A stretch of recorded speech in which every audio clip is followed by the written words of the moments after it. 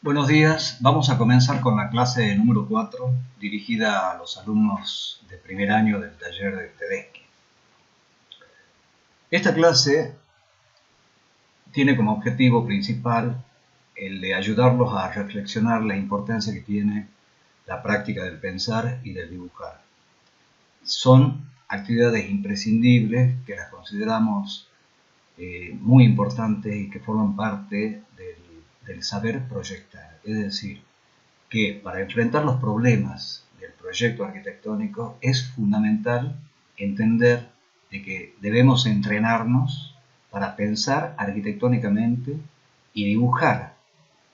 Y me refiero a dibujar en el inicio del proceso proyectual. Es ineludible el saber dibujar con la mano, cuando la mano establece una relación directa entre la mente, la imaginación, y esa soltura es la que nos va a preparar para después desarrollar cualquier otro tipo de dibujo, ya sea digital o análogo.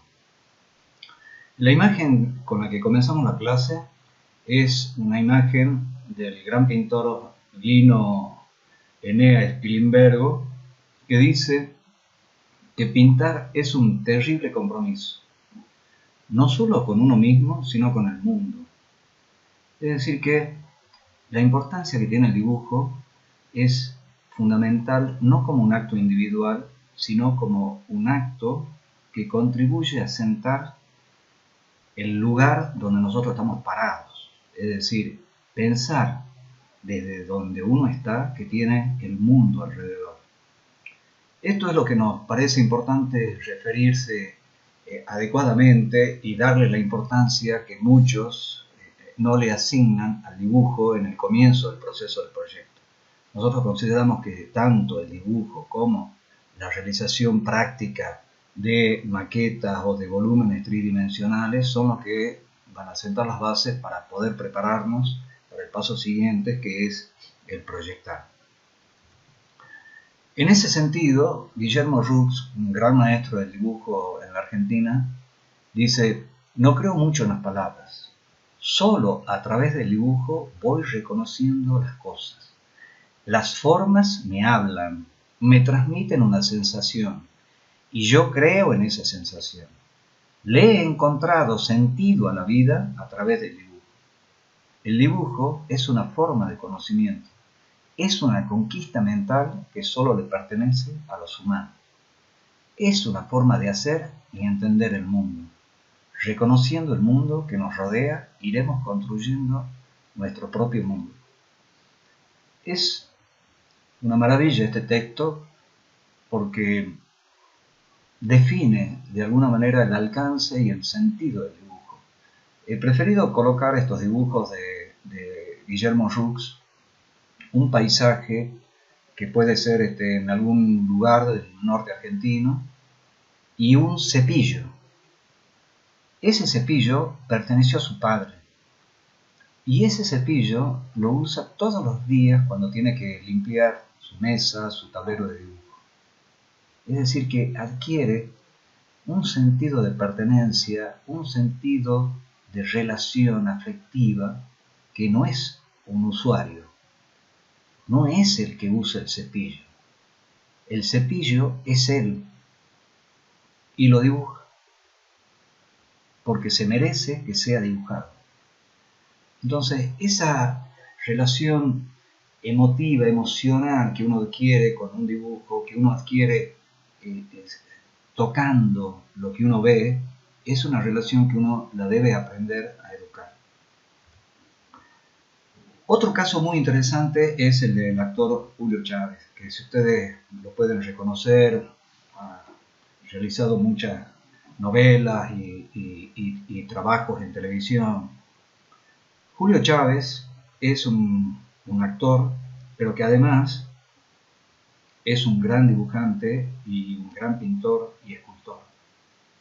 Es un perfil no conocido de su actuación profesional, le llamaríamos, pero me interesa cómo une dos actividades aparentemente en una sola. Mientras estaba desarrollando una obra de teatro, que era la vida de un famoso pintor americano, Mark Rothko, él en una parte de esa actuación tiene que estar dibujando. Entonces él dibujaba todas las obras que interpretaba, todas las funciones que realizaba, hacía sus dibujos. Al final de esa obra pudo tener una gran cantidad de dibujos del mismo tamaño, con los mismos materiales, con distintos colores, con distintos elementos, y esa es la imagen que estamos viendo. Es decir, en una actividad que aparentemente no le iba a reportar absolutamente nada en su producción material, me refiero, sin embargo él se las ingenia para dejar sentado todo lo que hizo dibujando mientras interpretó la obra de Rothko. Esto tiene que ver con algo que es importante tenerlo en cuenta. El taller, las actividades que ustedes realizan en el taller, no terminan en el taller. Nosotros tenemos un horario. La facultad, ustedes llegan y se van. Pero el taller no termina. Ustedes siguen perteneciendo al taller. Ustedes siguen haciendo cosas del taller. Debieran seguir haciendo cosas del taller en todo el resto de las horas del día que les queda, que además cursan otras materias, realizan estudios, van a clase, pero el pensamiento siempre tiene que estar ligado a una red de múltiples actividades, que es la manera en que ustedes van a ir enriqueciendo y estableciendo relaciones. Esto es muy importante, estableciendo relaciones con los contenidos de las otras asignaturas. Otro arquitecto y artista argentino, Lorindo Testa, realiza sus proyectos uniendo lo digital con lo analógico. Se fue amoldando prácticamente a toda la producción digital. Sus dibujos comienzan ahora a partir de los planos realizados en computadora, con distintos programas, y son intervenidos a mano. Es decir, que nos interesa también visualizar esta condición. La interrelación entre la producción digital y la producción analógica. Es decir, la producción de un plano impreso con un determinado programa de CAD o de lo que sea, o de fotografía o de lo que sea, con la interpretación manual. Es decir, no tenemos que renunciar a la producción de lo que ustedes puedan hacer con sus propias manos. Toda la producción de Testa está vinculada a este sentido de la realización de maquetas y dibujos permanentemente, que es lo que nosotros alentamos también en el taller. Un gran artista. Tuve la suerte de conocerlo a través de una amiga, una gran amiga artista plástica, Daniela Fernández Serrano, y Egon me abrió las puertas realmente a una dimensión maravillosa del dibujo y del dibujo arquitectónico. Egon Schiele murió a los 27 años. En esos 27 años creó maravillosas obras.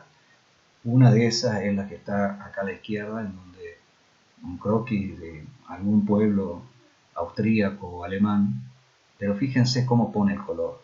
Es una obra inacabada, no le hace falta pintarla completa, pone el acento donde él quiere, establece un peso dentro de esa composición, y lo mismo es su rostro de la derecha. No está pintado completo, pero el acento está puesto solamente en algunas partes. Luego vamos a ver la relación que tiene Egon Schiele con algunos de los croquis que ustedes también van a hacer. En este caso me gusta mostrar cómo funciona el proceso proyectual, que no es el sentido de esta clase, pero saber de que en el inicio de ese proceso proyectual uno tiene una especie de germen inicial que tiene que ir desarrollando, que es el objeto arquitectónico que tenemos que proyectar. Ese objeto arquitectónico está indefinido. Uno no tiene todo resuelto antes de comenzar a proyectar. Uno lo va resolviendo a medida que va investigando las características y propiedades de ese objeto. Y además ese objeto, cómo se inserta dentro de un determinado sitio, de un determinado contexto. No es el tema al que nos queremos referir, sino mostrarles una serie de ejemplos de cómo los arquitectos en ese momento inicial establecen una gráfica particular. Este es Teodoro González de León con unos gráficos para realizar un hotel en México, donde aparecen una serie de opciones y alternativas, cómo el edificio se va interrelacionando con lo que sería el límite del agua y el mar, o sea, la costa, la playa, las distintas conformaciones, pero para hacer estas conformaciones uno tiene que conocer qué hay en cada una de estas figuras, que sería utilizar los datos del programa arquitectónico para crear las áreas y volúmenes que se insertan dentro de estos distintos esquemas.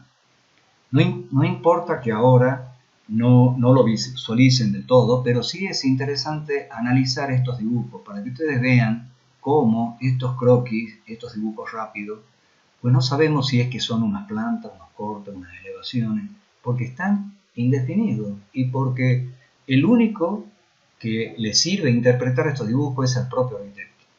No hay necesidad de que otro interprete esos dibujos porque no tienen esa función. Entonces, el diálogo con uno mismo, pensando y dibujando, es fundamental establecerlo en esos códigos. Ustedes hagan el dibujo lo más libre, lo más personal que quieran, porque nadie más lo tiene que entender, solamente ustedes. Obviamente que eso, luego, cuando lo ponemos en una instancia de crítica dentro del taller, hay que mantener los códigos para poder entenderlos y dialogar entre todos, ¿sí? Pero por ahora, ese dibujo, esto que aparece ahí abajo, por último, son los croquis de uno, que uno debiera tenerlos en sus cuadernos de apunte todos los días. Fíjense este dibujo, que es el famoso laboratorio astronómico de Erich Mendelson, que para hacerlo hizo más cientos de croquis y de visualizaciones de este tipo. Lo que me interesa es remarcar cómo una idea dibujada rápidamente, pero que está pensada con mucho tiempo de anticipación, para poder hacer este dibujo rápido, hay que haberlo pensado muchísimas horas con anterioridad. Y la otra cosa interesante es cómo el grado de similitud entre este croquis rápido y la obra final construida.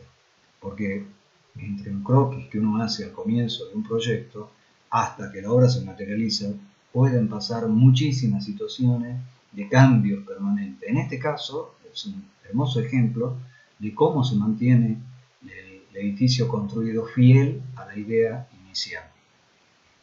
Otro caso muy interesante es el de Matthias Geritz, un artista europeo, arquitecto europeo que llega a México después de la Segunda Guerra Mundial y va a asentar elementos muy importantes de influencia, sobre todo para Luis Barragán. Este caso es el edificio, no es un edificio, es un conjunto simbólico, escultórico, ubicado en las afueras de la Ciudad de México, satélite, ciudad satélite, las famosas torres de satélite, donde aparece esta condición de representar esta idea de una manera rápida, espontánea, y yo tengo el atrevimiento de vincular estas ideas con San Gimignano en Italia, un pueblo maravilloso que se expresa, el poderío de sus familias medievales se expresaba a través de estas torres. Había en un momento más de 72 torres, y establecen esa comparación analógica entre lo que es una escultura urbana con lo que es un pueblo medieval y cómo se puede aprender de la observación y de la relación entre las cosas del pasado y llevarlas a prácticamente una ciudad, una escultura para una ciudad del futuro, como era esta idea de torres de satélite. Luis Barragán también recibe influencias de otros artistas y otros pintores, por eso es que esta clase tiene esa relación de vincular lo arquitectónico con ciertos artistas plásticos. Esta es la influencia de Luis Barragán, de Benjamín de Jesús Reyes, Jesús Benjamín Buenaventura de los Reyes y Ferreira, donde este artista plástico sabe retratar todas las fiestas populares de México y va a introducir ese color en sus cuadros, que pertenece básicamente a las culturas prehispánicas, y Barragán va a tomar esa relación, ese descubrimiento por el color y por ciertos colores, y lo va a reproducir luego en muchas de sus obras.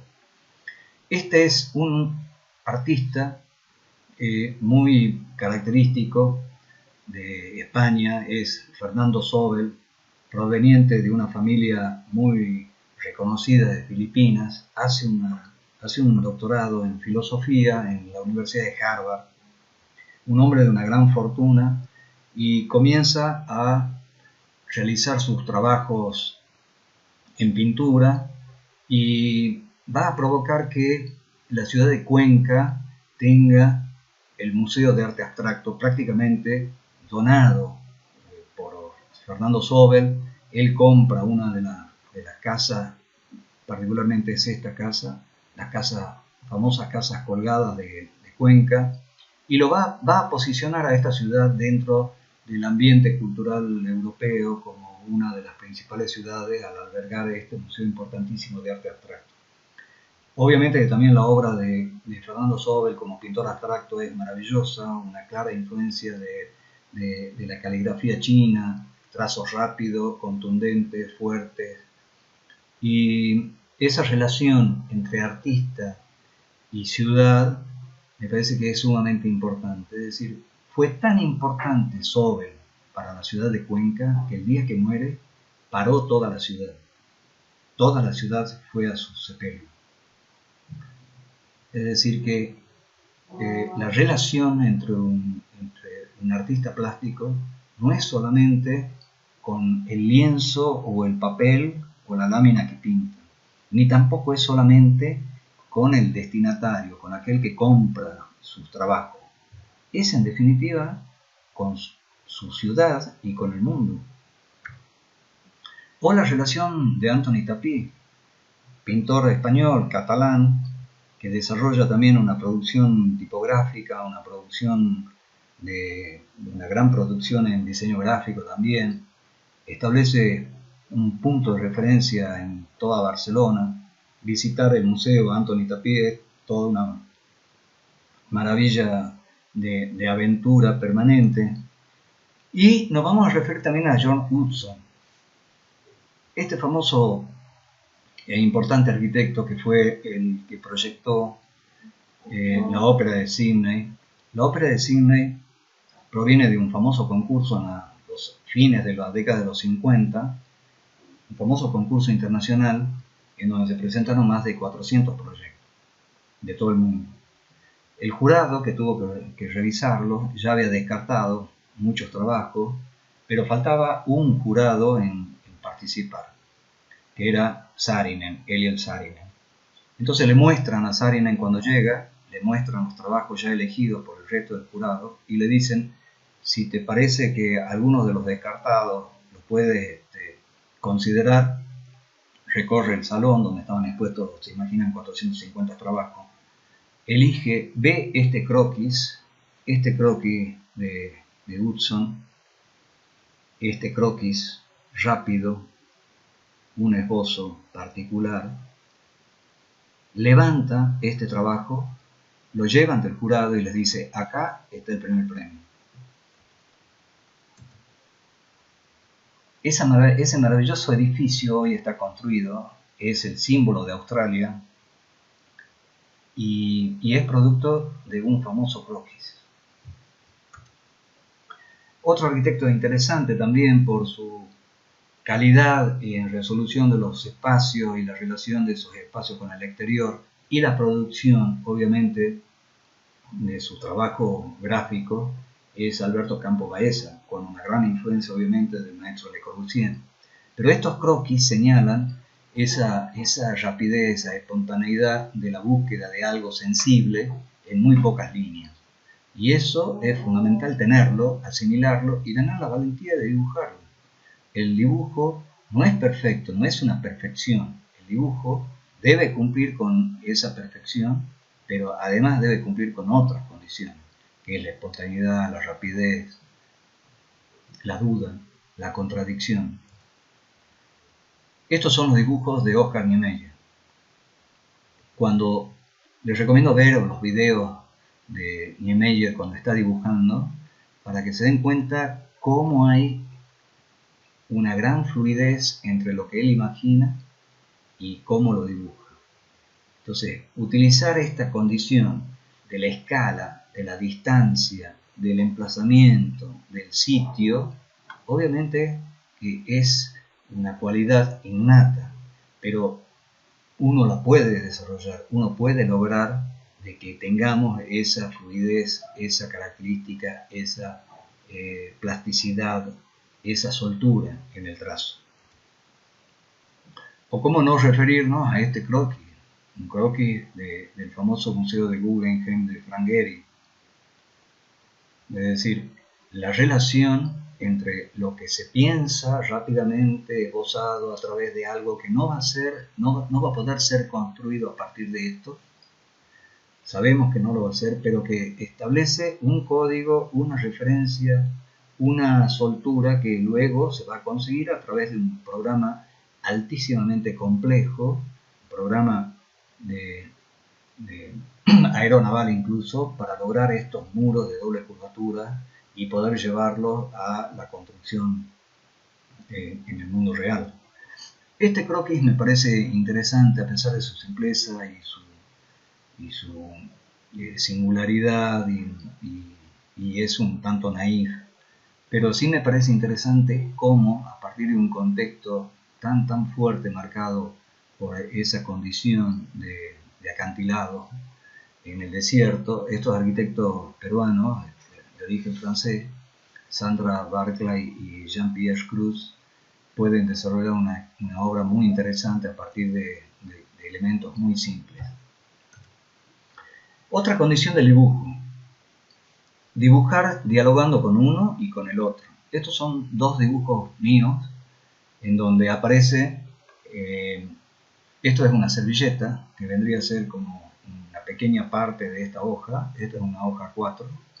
Esta es una servilleta donde estoy contando un proyecto, no sé a quién, lo recuperé porque estaba dentro de uno de mis cuadernos, pero sé que acá hay una escalera, no me acuerdo con quién estaba y qué hablábamos, pero hay un croquis de un eje longitudinal y una serie de volúmenes, una circulación. Hay otros dibujos que tienen que ver con un espacio o un equipamiento. Hay como un croquis acá de una perspectiva. Es decir que el diálogo es con uno y no importa el lugar, el momento de compartir con el otro y contarle un proyecto al otro es desencadenante para producir todo este tipo de especulaciones gráficas. Contarle gráficamente a otro lo que uno está haciendo. Esa es una actividad muy importante que yo se la recomiendo para que les cuenten a sus compañeros dibujando cómo es su proyecto. Esta hoja es una hoja de crítica. Es una hoja frente a un grupo de alumnos al inicio de un ejercicio en el taller que hicimos referidos a la zona de El Bajo, en San Miguel de Tucumán, con respecto al Bajo como puerta urbana de la ciudad. Entonces aparecen sectores urbanos, aparecen ideas de elementos arquitectónicos, aparecen ideas a escala urbana, dos edificios que dialogan, que aparecen puestos ahí en el contexto urbano bajo, estos se van destacando por la altura, las relaciones de escala, la ubicación del centro de la ciudad y la puerta urbana, cómo aparece lo urbano y las relaciones y vinculaciones de los sectores característicos de la ciudad. Es decir, que el dibujo nos permite ir conversando y analizando en distintas escalas posibles. Dibujar dialogando con uno y con el otro. Muy bien, eso es todo.